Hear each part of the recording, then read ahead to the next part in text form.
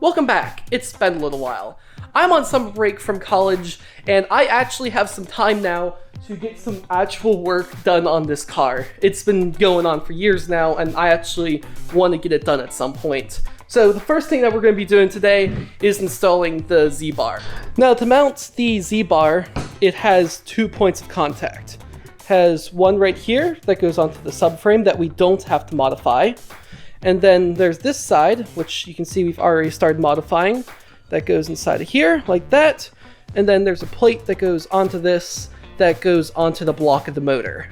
Now we're modifying that. Now that's because this one's not designed for the small block that we're putting in there, but we can easily modify it by cutting it, like we did, and then bending it over a bit more until it kind of fits right.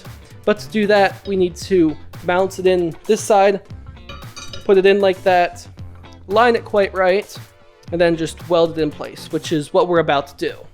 But before we get to welding, let's get this greasy mess cleaned up.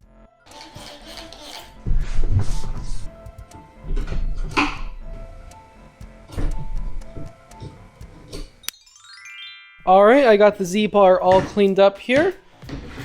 Need to get painted here at some point, but it's all ready to get the bracket here mounted so that it fits the Z-bar properly.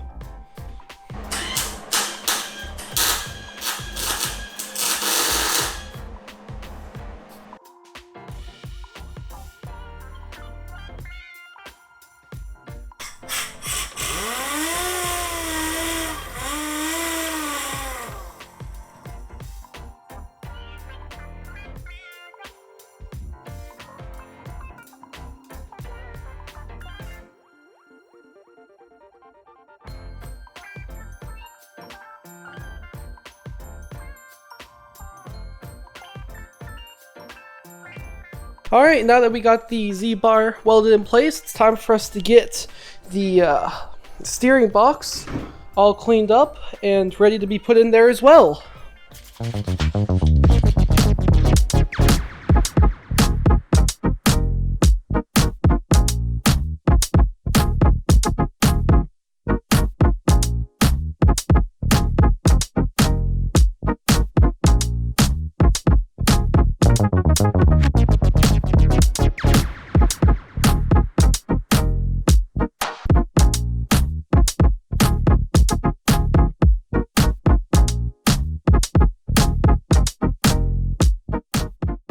Alright, since last time I've checked in, we have gotten the Z-bar socket welded into place, meaning that we have the Z-bar actually ready for the clutch linkage to be put into place.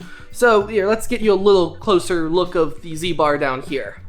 Alright, down here you can see the Z-bar right there in the center behind that blue hose is mounted in its proper spot.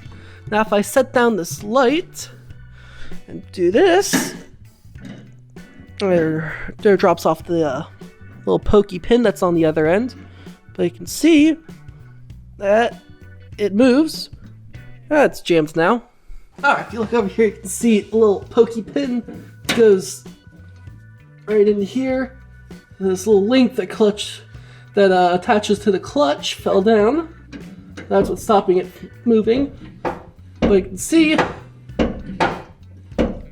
Z-bar is able to move with basically zero effort through its entire motion.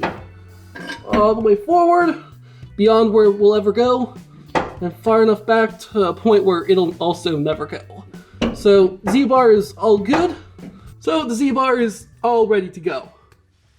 Now besides getting the Z-bar ready, I've also been working on some other things. I've gotten the steering box over here all cleaned up. Let's get a little closer look at that.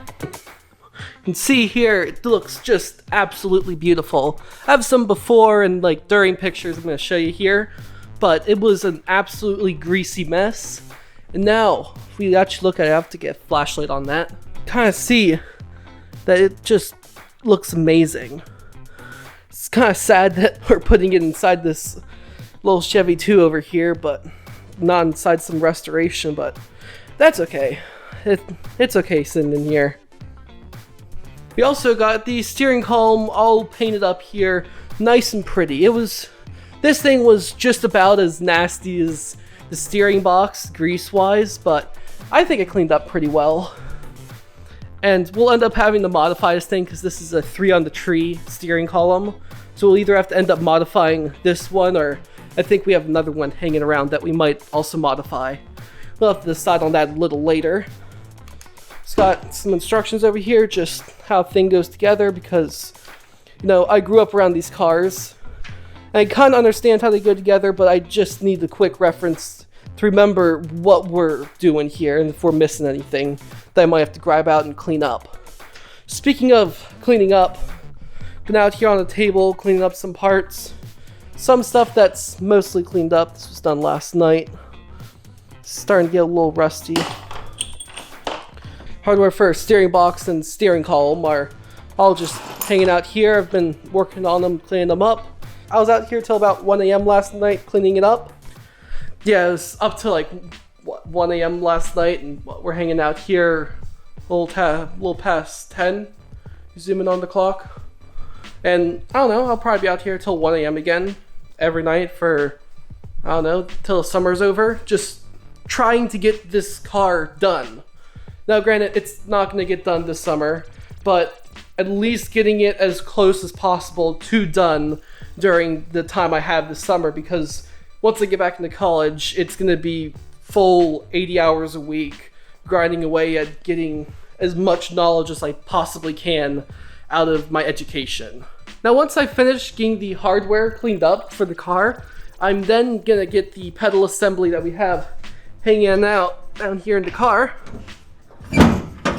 I'll get this pedal assembly all hung up inside of here so that we can go get the steering column put in there. Shove this lovely little wheel we have for the car back in it. And then next thing is gonna get the seats in there, because the whole point of this video is to get the seats in there and figure out where we need to mount them at. Because we are putting in the bench seat again, because, I don't know, I'm not so much a bench seat person. We're putting in some bucket seats.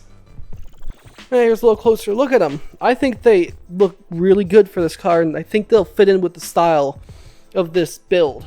But to get these seats mounted, we have to probably modify some of the mounting hardware. And to do that, we have to figure out where the seats sit in the car. And to figure out where they sit in the car, you have to go put all the interfaces in it. You have to put in steering wheel, which means you have to put in the steering column, which means you have to put in the steering box, as well as you have to go put the pedals in the car, and put the clutch linkage together so that you can push in the clutch and know where it's going to bottom out at, to make sure that you're close enough to be able to push the clutch all the way in while still being far enough back to where the steering wheel isn't quite impaling you. Another day, another bit of progress. Now, while between the time of the last clip and now, we have done quite a bit of work. Now, this was work that was gonna end up having been really hard to film, and we really need to get some headway done on this project. So I ended up not filming it, but I'm gonna give you an overview of what we did here. So the first thing that we did here was install the steering box. Now that's because we're installing the steering wheel and the pedal assembly and seeing where we need to get the seats to sit at. And to do that, we need to get the steering box put in there so that the steering column has something to attach to, so that the steering wheel has something to attach to. So a whole assembly that you have to have the base pieces put in so that you can then stack the other parts on top of it. Now we have ourselves this book here, the 1967 Chevy 2 Nova Factory Assembly Instruction Manual. And here we have ourselves a extremely useful diagram among with some other ones that we will get to in just a moment. But the first one here is how the steering box is put in here. And this is just a good overview of how the thing is put together. As you can see, the steering box is down here with the column attached to it with the wheel up here in the interior. Column passes through the firewall and down into the steering box. Put in the steering box, we actually had to put in the Z-bar. Let's find that page. There it is. There is the Z-bar. Now Z-bar is for the clutch linkage. Now you can see here is the clutch pedal. It's then attached to this rod here that then pushes on the Z-bar, which transfers the rotation from this point down to this point to the clutch fork, which then pushes in on the clutch, pad over here. That's underneath the car. So the Z-bar is what transfers that from being here and transfers it across the car to more of a center location next to the transmission. Now, the steering box sits right on top of it. Here, let me show you. And see here, okay, it's really hard to see because it's all just jammed in here. But the steering box is this portion right here. This is the steering column. We'll get to that here in just a moment. You can see down here, this bar right down here, it's in the shadows. That is the Z-bar. That is what controls the clutch linkage. See part of clutch linkage here. Takes it from that upper linkage up here, transfers it in this rotational force down there, and then pushes on the clutch fork down here at the bottom. Alright, as you can see behind the header here is this clutch rod. Now, at the moment we don't have the proper clutch return spring, so we're just using ourselves a nice bungee cord over here just so it has feedback and it returns to the proper position. We'll get a spring here in a bit or find the one that we had, but for the moment the bungee cord works perfectly fine. But back onto the main note. So here's the steering box again. Now we don't have anything connected to the control arm that's down there that would link to the wheels because we aren't worried about linking to wheels right now and making it actually steer. We're worried about getting the seats positioned in the car. So that's not a concern of ours right now. Now to install the steering box, there's 3 bolts and they're absolutely terrible to install by yourself, if not like near impossible to do on your own, at least in the condition of this car, with the headers and a block being installed in the thing, with the fender sitting here on the side. Like, it's a piece of work. So I'll show you right here. Actually need to lift it up here a bit.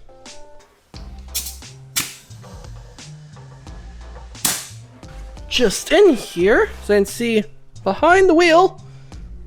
Rotate that out of the way. Even with it all raised all the way up, there's still minimal room between it and the fender. And see in here, hold on, light. There's some decent light. And see those 3 bolts. Now those bolts are about this long and go all the way through the frame and have nuts on the other end that hold on the steering box. This is why it's near impossible to put the thing on by yourself with the car in this condition, because you need to have someone on this side push the bolts through after someone managed to like shimmy the steering box all the way down there and is able to shift it around a bit while you're installing the thing. It's a bit of a headache. It took us a good 20-25 minutes to install a thing, and if I'd recorded it, it would have been completely pointless because the whole thing we're trying to do is shimmy it around a bit and push the bolts through. It's not a hard task, but it's not a hard task per se, but it's a very tedious and a bit annoying of one to do. But now, after we got the steering box put in there, we went and started getting ready to put the column in. Now you can't immediately put the column in, you have to put the bracket that holds the column on first. The steering column isn't just supported by the steering box at the bottom. Especially these 67 and up cars that have the collapsible portion here that's able to collapse in on itself and have the steering wheel not impale you in theory. It's actually a very good safety measure that they mandated. I'm actually quite glad it's a thing that exists on modern cars, but is a bit of a pain to deal with on these older ones because the bits of plastic that hold it together on the inside fall apart, and we're gonna have to tear this thing apart and rebuild it to actually make it work properly. But that is a future task. Before we even installed the column, had to install ourselves that bracket in there. Circle it real quick, please. that thing's held on with 4 nuts and bolts. 2 up here on the firewall that just goes straight through. It's then held on with these 2 bolts that are up here. And then once that bracket's installed, there's another one that wraps around this steering column down here that holds on with these 4 bolts here. And then these 3 bolts up here. Now you install this bracket to the steering column first, just loosely, with the bolts just loosely attached to it. And then you put in these 4 bolts, leave them all in loose because there are shims. Not an amazing view of them, but you can see that there's a shim that goes right in here. You have to have the steering column all the way up and in position, and then you gotta go and push the shims in and tighten it down on both sides. There's exactly the same sort of shim on the other side. Alright, thank you everyone for watching this video. I will have next video out of setting up these seats, so get subscribed because this project is actually getting interesting. Thank you for watching, and I will see you in the next one.